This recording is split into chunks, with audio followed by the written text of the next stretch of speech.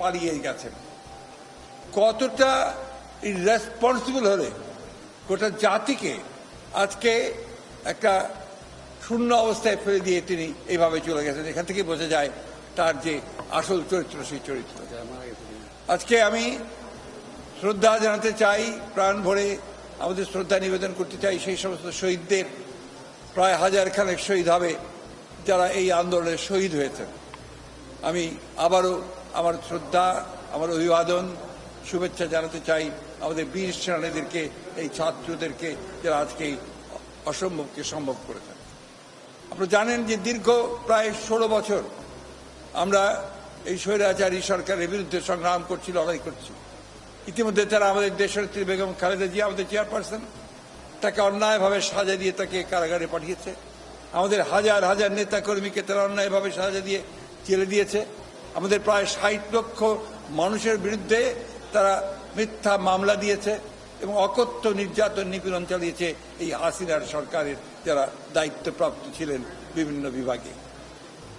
আজকে অর্থনীতিকে ধ্বংসপ্রাপ্ত করেছে, রাজনীতিকে ধ্বংস করেছে, সব মিলিয়ে দেশকে তারা ধ্বংস করে দিয়ে চলে গেছে।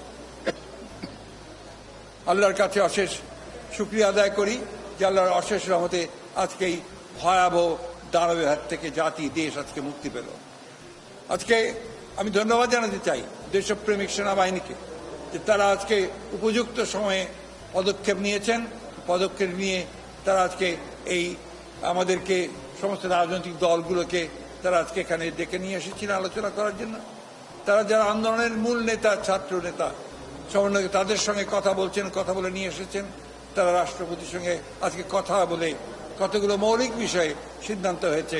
সেই সিদ্ধান্ত প্রথমটি হচ্ছে সেটা হচ্ছে যে পার্লামেন্ট ভেঙে দিয়ে অতি দ্রুত একটি ইন্টারিম গভর্নমেন্ট, অন্তর্বর্তীকালীন সরকার গঠন করা হবে নির্দলীয় সরকারদেরকে নিয়ে। আজকে সিদ্ধান্ত হয়েছে যে দেশনেত্রী বেগম খালেদা জিয়াকে অবিলম্বে কোনো কালক্ষেপ না করে তাকে মুক্তি দেওয়া হবে। সেই সঙ্গে মুক্তি দেওয়া হবে সেই সমস্ত নেতা কর্মী, ছাত্র নেতা যাদেরকে অন্যায়ভাবে গত 1 জুলাই থেকে বন্দী করে রাখা হয়েছে, তাদের সকলকে মুক্তি দেওয়া হবে।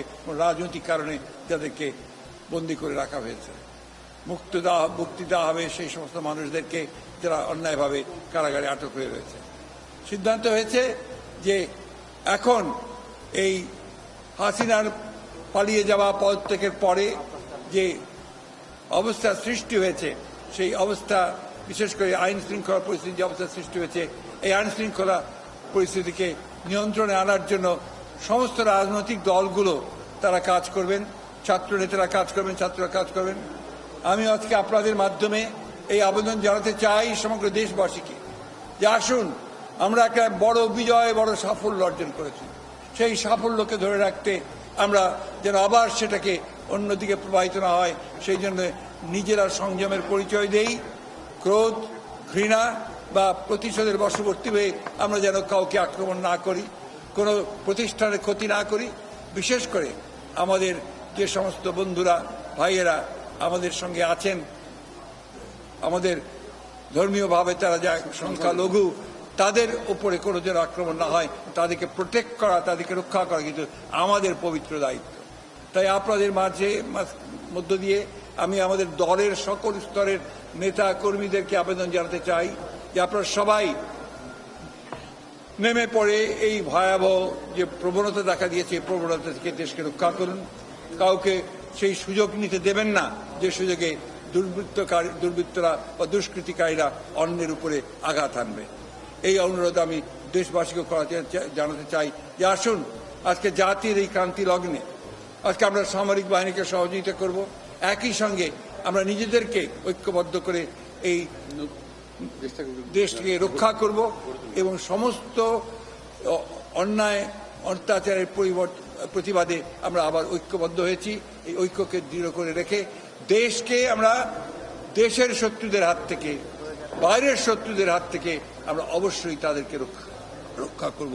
এটাই হচ্ছে আজকে আমাদের সবচেয়ে বড় আবেদন আপনাদের কাছে। দেশনেত্রী বেগম খালেদা জিয়া আপনাদের সকলের কাছে সেই আবেদন জানিয়েছেন যে ধৈর্য ধরুন, শান্ত হন এবং দেশকে রক্ষা করুন, জাতিকে রক্ষা করুন। আজকে যে উদ্যোগ নেওয়া হচ্ছে সেই উদ্যোগকে সফল করুন। আবারও আমি আমার ছাত্র নেতাদেরকে সমন্বয়কারীদেরকে, ছাত্র বন্ধুদেরকে, যারা সবাই আন্দোলনে শরিক হয়েছেন,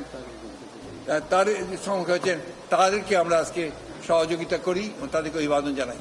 সেই সঙ্গে আমি আবারও এই কথাটা আবার আপনাদের মধ্যে তুলে ধরতে চাই, যে নেতা আমাদের মধ্যে নেই, তাকে অন্যায়ভাবে মিথ্যা মামলা দিয়ে বিদেশে নির্বাসিত করা হয়েছে, আমাদের নেতা তারেক রহমান, তিনি এই আন্দোলনে সর্বাত্মকভাবে সহযোগিতা করেছেন প্রতি মুহূর্তে এবং এই ফ্যাসিস্ট বিরোধী আন্দোলনের নেতৃত্ব দিচ্ছেন। তাকেও অবিলম্বে দেশে ফিরিয়ে নিয়ে আসার জন্য আমরা সব রকম ব্যবস্থা গ্রহণ করেছি। ইনশাআল্লাহ সেটা আমরা সফল হব। আপনারা সবাই ধৈর্য ধরুন, শান্ত থাকবেন, আপনারা সবাই ভালো থাকুন, সুস্থ থাকুন।